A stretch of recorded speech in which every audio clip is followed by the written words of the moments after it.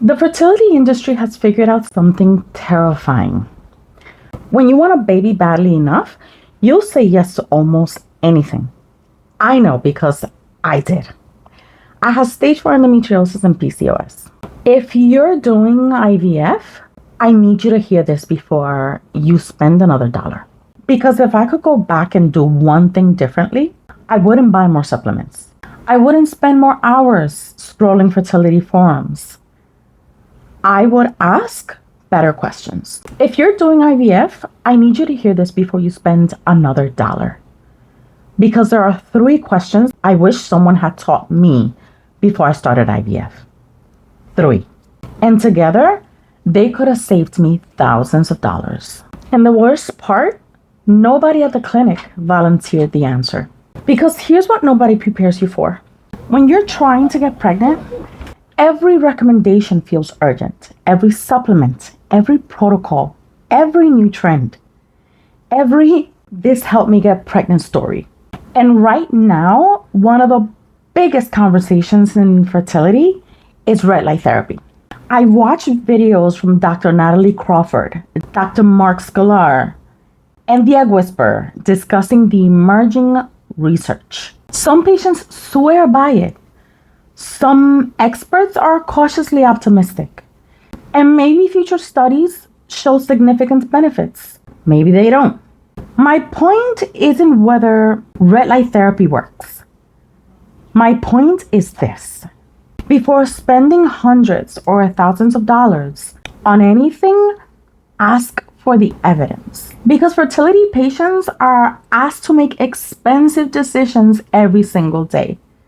And when you want a baby badly enough, it's easy to confuse hope with proof.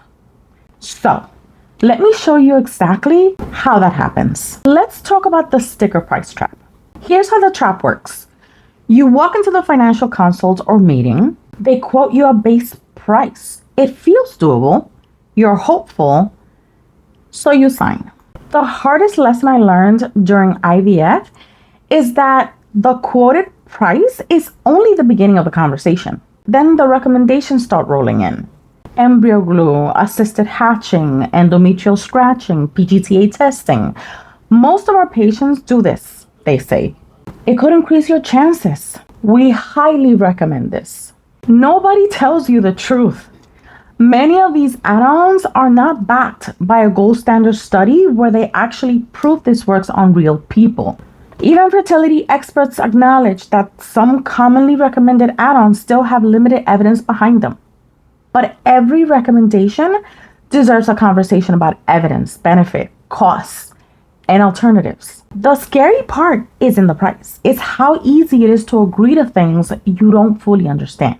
And this is exactly why these next 3 questions matter. The clarity method isn't just for medical gaslighting. These are also your financial survival tools. Here's how. Question 1. What evidence supports this recommendation for someone with my specific diagnosis? Can you send me the study? Don't ask if it works. Ask how well it works, for whom, and what evidence supports it. Now, let's assume the evidence is solid. There's still another way patients get blindsided financially. Question 2. What is the complete line item cost? Not the estimate, the complete breakdown. I. Investigate. If there's a fee, ask where it appears. If it's included, ask where it's included. If it's separate, ask how much. Even if you know the price, there's one thing most people forget to ask. And it's the question that becomes really important when a cycle doesn't go according to plan. Question 3. What happens financially if my cycle changes or is canceled? This is the one that saved me. My first cycle almost got canceled 2 days before retrieval because my body just wasn't cooperating. If I hadn't asked this one question up front, I would have lost everything. Instead, I knew exactly what was refundable and what wasn't. R. Record. Get the answer through the portal. Get it in writing. When emotions are high and money is involved, documentation matters. But here's what nobody talks about. The most expensive decisions I made during infertility weren't made when I was thinking clearly. They were made when I was scared, when I was grieving, when I was desperate for something to work. And that's what I want to talk about next. Can I tell you something I wish someone had told me before IVF? There comes a point where you stopped making decisions and start making emotional purchases. I wanted a baby more than anything. I felt like if I wasn't a mother, I wasn't complete as a woman. And when you're sitting across from someone in a white coat telling you something might increase your chances, your brain doesn't hear statistics. It hears possibilities. It hears maybe. It hears, what if this is the one thing that finally works? That's what makes IVF so hard. You're not shopping for a pair of shoes. You're not comparing cell phone plans. You're making decisions about the child you've been dreaming about for years. And because of that, I signed forms faster than I should have. I asked fewer questions than I should have. I assumed recommendations automatically meant evidence, and they don't. That's why I created the Clarity Method. Not because doctors are bad, not because clinics are evil, but because fear makes us very vulnerable. And vulnerable people need systems. So if fear makes us vulnerable, what's the solution? It's not becoming cynical. It's not assuming everyone is trying to take advantage of you. It's something much simpler. You're not a patient. You're a client. Here's the reframe that changed everything for me. You are not a patient begging for a baby. You are not powerless. You are a decision maker. You are the one signing the consent forms. You are the one paying the bills. You are the one living with the outcome. So act like the CEO of your fertility.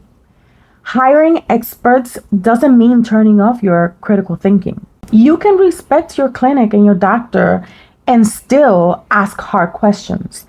You can trust your doctor and still ask for evidence. You can be grateful for your care and still advocate for yourself. The right clinic won't be threatened by informed patients. They'll welcome them.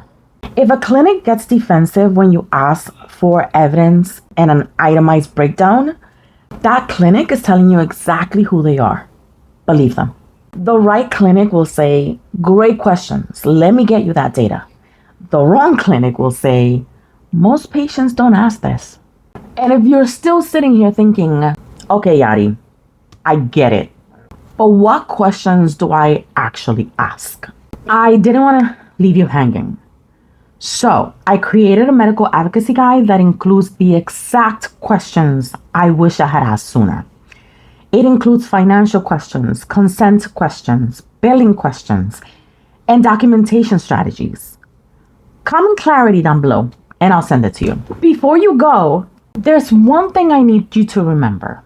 I know what it feels like to want a baby so badly that you'll try almost anything. I've been there.